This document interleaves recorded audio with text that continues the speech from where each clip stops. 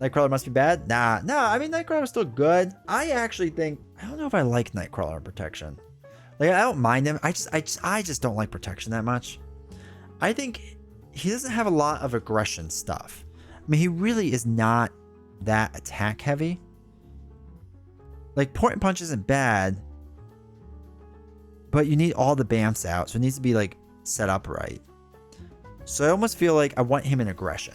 So what I will say is super hot takes.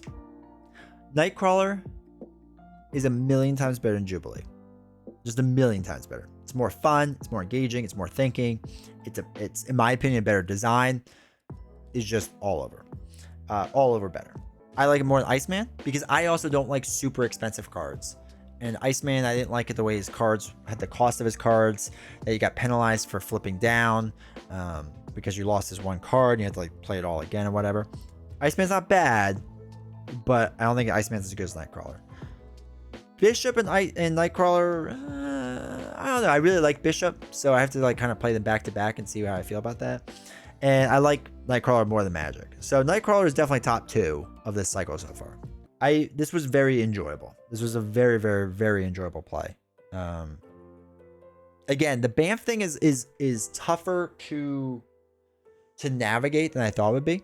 And not in a bad way. Like there was just more critical thinking going on for it, which I like. I like that. So it was just, you know, if you get all the Bamfs out there, it's like, okay, you can't get them all back because it's kind of a pain to get them all back. So like a recursion of Day Tripper might be something to like look into or whatever to get Day Tripper out there and to get the cards back in. So it was interesting. So yeah, it's an interesting mechanic. I will say that with Bamf, because again, you have 3 copies, but it's not like a ton. Like it never felt, with the exception of like 1 or 2 times, it rarely felt like I was like, I had too many Bamfs. It felt like I had just enough for the most part, which I guess is a good balance, right? It never felt like I was having too many. It never felt like I was like struggling to get them, but it felt like I had usually just enough, or if the minions all came out, then like I had to kind of figure things out, but I could still exhaust the defend, which was nice. So it was kind of a couple different things going on there. But yeah, I mean, I enjoyed him. He's definitely, as of right now, top 2 hero from this wave, for sure. Again, Bishop I haven't played in a little while, so I'm not 100% sure with Bishop, but I enjoyed it. I think I'm going to enjoy him a lot more in aggression though, just because of who I am. Make him so versatile, can do a lot of damage, a lot of thwarting, defense. Yeah, his 1-for-3 thwarting is interesting. The 1-for-3 thwarting is really interesting. So what is it? Not Tally-Ho. So wait, we have Tally-Ho, Port and Punch, and Scout Ahead. Those are like his 3 main cards, right? So Scout Ahead, remove 3 threat from a Bamf. If you may discard a copy of Bamf from your hand to remove 3 from the scheme. What's interesting is like it never felt like I could really do the second half of this card unless I absolutely had to.